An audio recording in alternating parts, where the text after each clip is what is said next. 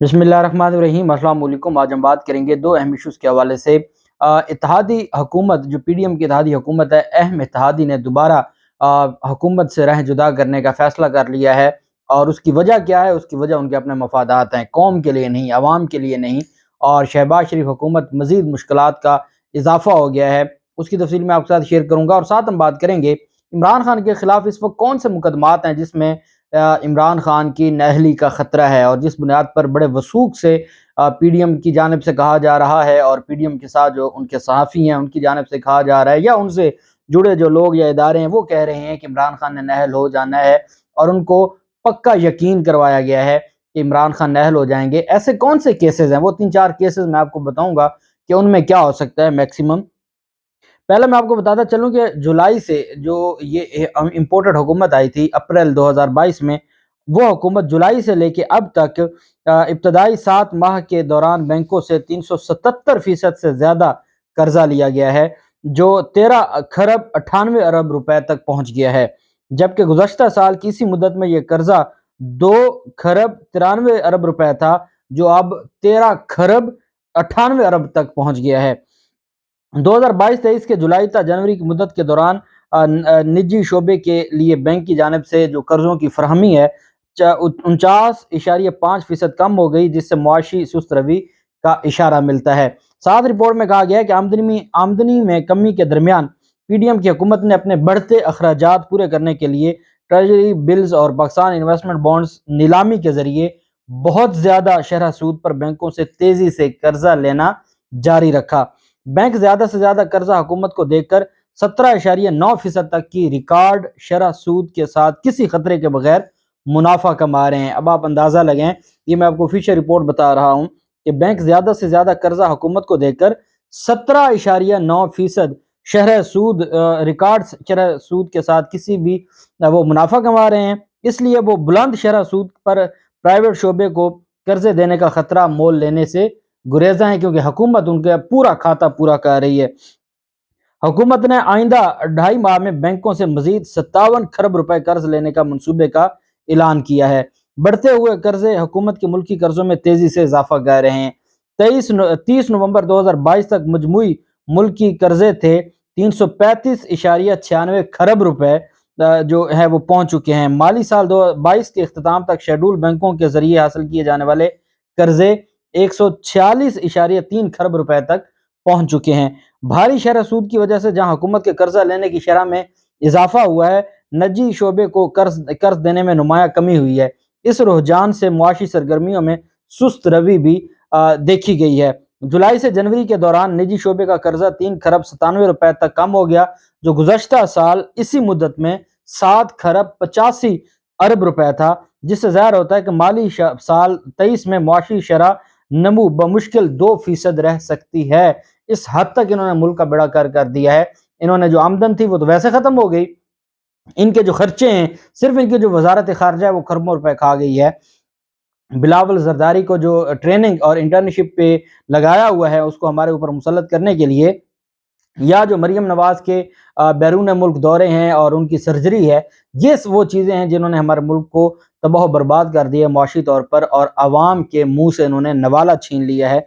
इस हद तक ये मामलात, और ये पूरी रिपोर्ट है, इसको पढ़ के इंसान के रोंगटे खड़े हो जाते हैं कि हमारे मुल्क के साथ इन्होंने इन 9-10 महीनों में किया क्या है, और इतना नुकसान पहुंचाया है हमारे मुल्क को, इतना नुकसान पहुंचाया है कि ये नुकसान पूरा होते होते कई नस्लें लग जाएंगी जो इतना इन्होंने जुल्म किया है।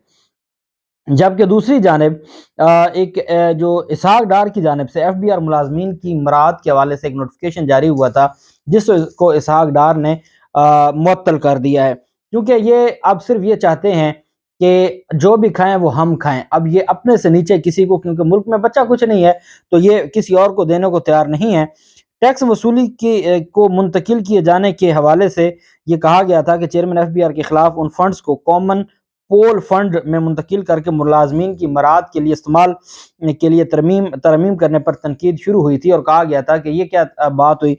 उस पर फिर वजारत खजाना की जानिब से अब एक वजाहत जारी की गई है कि मौजूदा मुआशी सूरत हाल को मद्देनजर रखते हुए इसहाक डार ने इस मामले का नोटिस लिया है।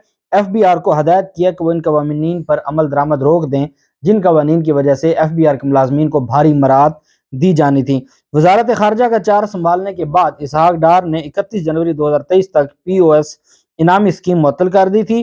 اس وقت ایک باضابطہ بیان دیا گیا تھا کہ اسے عوام کے لیے مزید جامع اور شمولیت سے بھرپور بنایا جائے گا۔ درمیانی مدت کے دوران تصدیق شدہ تمام رسیدیں اگلی انعامی قرعہ اندازی میں شامل کی جائیں گی۔ FBR نے کہا تھا کہ بہت جلد ٹیئر 1 خوردہ فروشوں اور کارڈ حاصل کرنے والوں، جاری کرنے والوں اور دیگر اسٹیک ہولڈرز کے ساتھ بات چیت کے بعد ایک نئی اسکیم شروع کی جائے گی۔ یہ سارا کچھ چلتا رہا۔ اب جب یہ معاملہ FBR کا اور مراعات کا سوشل میڈیا پر پہنچا، سوشل میڈیا میں بہت زیادہ اس پر تنقید کی گئی، کیونکہ اس وقت آپ کو کہیں بھی جو میڈیا ہے آپ کا، بھلے وہ الیکٹرانک میڈیا ہو یا وہ آپ کو اخبارات ہوں، یہ چیزیں نہیں ملیں گی، کیونکہ سارا کچھ انہوں نے خرید لیا ہے۔ اب صرف سوشل میڈیا ان کے خلاف بات کرتا ہے، سوشل میڈیا کو یہ خرید نہیں سکتے۔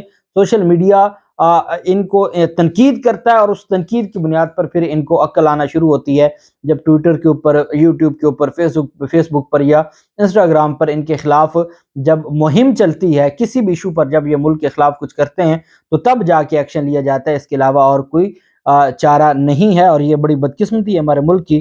بہرحال کراچی میں ایک واقعہ پیش آیا تھا، DSP کو ایک خاتون تھپڑ مار رہی تھی۔ اس خاتون نے جو PIDC پر DSP کو تھپڑ مارنے اور بدتمیز کرنے والی جو ڈاکٹر انم وہ ملزمہ ہے، اس نے ضمانت کروا لی ہے۔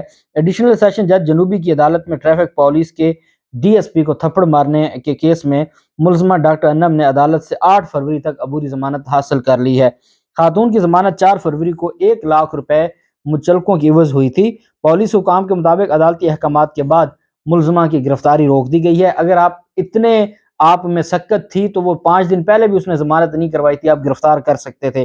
خاتون کے تشدد کا شکار ہونے والے پولیس افسر نے ایک بیان میں کہا ہے کہ خاتون نے بدتمیزی کرتے ہوئے کہا کہ تم ہمارے نوکر ہو، جس پر میں نے کہا کہ جو قانون پر عمل کرتے ہیں ہم صرف انہی کے نوکر ہیں۔ خاتون نے روب جماتے ہوئے کہا کہ میرا بھائی نیوی کمانڈر ہے، میں ابھی سے بلاتی ہوں، جس کے بعد خاتون نے لڑنا اور مجھے مارنا شروع کر دیا۔ ان کا کہنا تھا کہ خاتون کے تشدد سے میرا چشمہ بھی اتر گیا۔ وہ تو سب نے دیکھا، ایک بارش ایک بزرگ DSP ہے جس کو منہ پر تھپڑ مارے جا رہے ہیں، اور پھر اس کے بعد یہ تو بھلا ہو کہ وہ ویڈیو وائرل ہو گئی اور سوشل میڈیا کھڑا ہو گیا، اور سوشل میڈیا کے دباؤ کی وجہ سے پھر پولیس کو بھی حرکت کرنی پڑی اور ان کو بھی پھر مجبوراً ضمانت لینی پڑی۔ نہیں تو یہ جو پولیس افسران ہیں ان کو بھی تو دیکھنا چاہیے کہ ہمیشہ آپ اس طبقہ، یہ جو اشرافیہ ہے جن کا کوئی نہ کوئی کہیں بیٹھا ہوتا ہے جس کی یہ دھمکیاں لگاتے ہیں، ہمیشہ ان کے ہاتھوں آپ ذلیل ہوتے ہیں، لیکن کبھی آپ نے غریب عوام پر رحم نہیں کیا جو آپ کو عزت دیتی ہے۔ جو غریب آپ کو عزت دیتے ہیں اس کو آپ ٹھڈے مارتے ہیں، اور جو اشرافی آپ کو ٹھڈے مارتے ہیں ان کو آپ سلوٹ مارتے ہیں۔ یہ بڑی بدقسمتی ہے۔ بہرحال اب دیکھتے ہیں کہ عدالت میں یہ معاملہ گیا ہے اور عدالت اس سارے حوالے سے جو ضمانت ہے کیا اس کو منظور کرتی ہے یا نہیں کرتی۔ عمران خان کو جو مقدمات کا سامنا ہے، جس کے بعد یہ کہا جا رہا ہے کہ عمران خان کی جو نہلی ہے اس کا فیصلہ ہو چکا ہے۔ ایک تو عمران خان کے خلاف توشہ خانہ کیس ہے، توشہ خانہ کیس جو ان کے خلاف فوجداری کیس ہے۔ فوجداری کیس میں جو اگر عمران خان کو کہیں سزا ہو جاتی ہے تو سزا کے بعد آپ جانتے ہیں سزا کے بعد نہلی ہے 5 سال کی، اور کسی بھی عدالت سے جب کوئی سزا یافتہ ہو تو اس کو 5 سال کے لیے، نیب میں تھا کہ وہ 10 سال کے لیے تھا، باقی جو ہمارا آرٹیکل 63 سب آرٹیکل H ہے اس میں ہے کہ 5 سال کے لیے سزا ہو سکتی ہے۔ اور یہ جو کرپٹ پریکٹسز کے مرتکب ہونے کا ٹرائل ہے جس پر فرد جرم عائد کرنے کے لیے تاریخ مقرر کی ہے، جس کو ابھی تک تو پاکستان تحریک انصاف نے چیلنج نہیں کیا، بہرحال وہ درخواست اسی عدالت میں بھی دے کے اس کو چیلنج کر سکتے ہیں اور وہ معاملہ بھی چلے گا۔ تو ایک تو یہ کیس ہے توشہ خانہ فوجداری جو ٹرائل ہے، اس میں عمران خان کے لیے مشکلات اس وجہ سے بھی ہیں کہ جو ہمارا نظام چلتا جا رہا ہے اور چھوٹے چھوٹے معاملات پر جب ہماری عدالتیں 3 گھنٹے فیصلے محفوظ کر لیتی ہیں تو یہ چیزیں دیکھ کے میرٹ میں کچھ نہیں ہے، کیس ویسے ہی میعاد کے بعد ہے، بارڈ بائی ٹائم ہے، لیکن اس کے باوجود جو ہمارا پیچھے نظام چلتا آ رہا ہے اور جتنا ایک چیزیں ہم دیکھ رہے ہیں، اس کے بعد تو جو کہنے والے یہ کہتے ہیں کہ جو توشہ خانہ میرٹ کے اوپر یہ کیس کچھ نہیں ہے، اور اگر بہت اندھیر نگری مچ جائے پھر جا کے اس میں کوئی فیصلہ آ سکتا ہے، اس کے علاوہ اور کوئی چیز نہیں ہے۔ اس کے علاوہ جو دوسرا ہے ممنوعہ فنڈنگ کیس کا جو معاملہ ہے، میں نے آپ کو بتایا تھا کہ ممنوعہ فنڈنگ میں اسلام آباد ہائی کورٹ نے ڈکلیئر کر دیا کہ وہ عارضی فائنڈنگ ہے۔ ابھی تک इमरान खान के खिलाफ वो आर्जी फाइंडिंग है और इमरान खान इस सारे मामले में उनको अदालत इस्लामाबाद हाई कोर्ट ने ये कह दिया है कि ये सिर्फ शो काज है, आप जाएं जवाब दें, ऑब्जेक्शन अपने एतराज़ात जमा करवाएं और ये मामला चलता रहेगा। दूसरी जानब जो तौहीन इलेक्शन कमीशन का केस है, जो अभी तक तो लाहौर हाई कोर्ट की वजह से वो मामला रुका हुआ है, लेकिन तौहीन इलेक्शन कमीशन में भी इलेक्शन कमीशन सज़ा से मुराद ये होती है कि वो 1 दिन की या 1 घंटे की सज़ा हो, जो सज़ा याफ्ता हो जाएगा, और अगर अपील में वो सज़ा सस्पेंड नहीं हुई तो वो 5 साल के लिए नाअहल हो जाएगा। एक बात और मैं आपको बता दूं कि जैसे किसी को सज़ा होती है वो फिर चंद दिन में सस्पेंड भी हो जाती है जब अपील में जाती है, फिर अपील कई महीने चलती है, साल चलती है। इस वजह से जो इमरान खान की नाअहली के लिए मैक्सिमम ये हो सकता है कि इलेक्शन से चंद दिन पहले इस तरह का ये कोई ड्रामा रचाएं, लेकिन चांस कोई नहीं है, मेरिट के ऊपर ऐसी कोई चीज़ नहीं है। दूसरा जो FIA ने मुकदमा किया हुआ है ममनुआ फंडिंग की बुनियाद पर, उसकी भी कोई हैसियत नहीं है, वो तो अभी बहुत लंबा चलेगा, अभी तो उसमें इन्वेस्टिगेशन के स्टेज पर है, फिर चालान होंगे, फिर फर्द जुर्म और वो चीज़ें। मुबैना बेटी का जो केस है अब उस पर लार्जर बेंच बनेगा, लेकिन इसी नौयत के एक मामले को हमारा लॉ कहता है कि आप किसी एक वकूए पे एक से ज़ायद बार किसी को प्रोसिक्यूट नहीं कर सकते। इस वजह से ये मामला, और जिसको डबल जियोपार्डी का कंसेप्ट कहते हैं हमारे जो ज़ाब्ता फौजदारी है उसके तहत, कि आप एक ही कॉज ऑफ एक्शन पर बार बार नहीं मुकदमे, इसको रेस जुडिकाटा भी कह सकते हैं, कि एक मामला जब फाइनलिटी अटेन कर जाए, अदालतों ने डिसाइड कर दिया, वो फाइनलिटी अटेन कर गया, तो दोबारा उसी काज ऑफ एक्शन पर नहीं केस हो सकता।